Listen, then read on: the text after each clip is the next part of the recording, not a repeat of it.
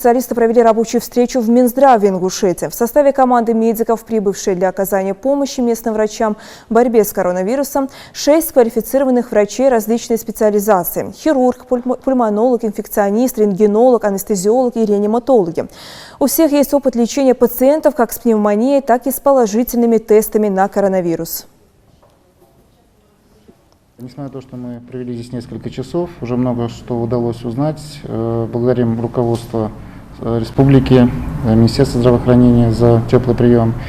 И ночью, и сейчас у нас было несколько встреч, на которых мы обсудили актуальные вопросы, которые беспокоят коллег наших здесь и организационные в том числе.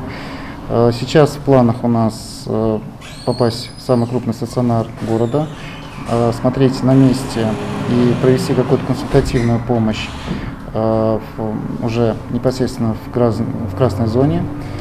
Если потребуется какая-то теоретическая поддержка, какая-то дополнительная информация, мы готовы провести семинары, встречи с нашими коллегами и обсудить все острые актуальные вопросы.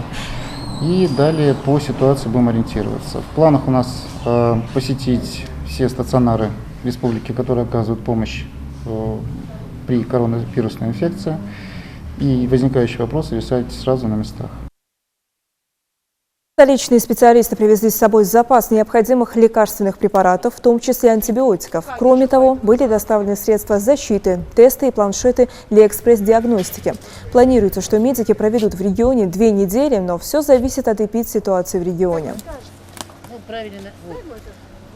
У нас будут планы пройтись по всем нашим больницам, посмотреть, что, как оказать методическую помощь при необходимости, что-то подсказать в лечении, подсказать в плане организации. То есть у людей, у которых больше опыта работы с ковидом, наверное, они и, так скажем, более в этом плане будут подготовлены. Хотя и нашим врачам нельзя умалять достоинств наших врачей.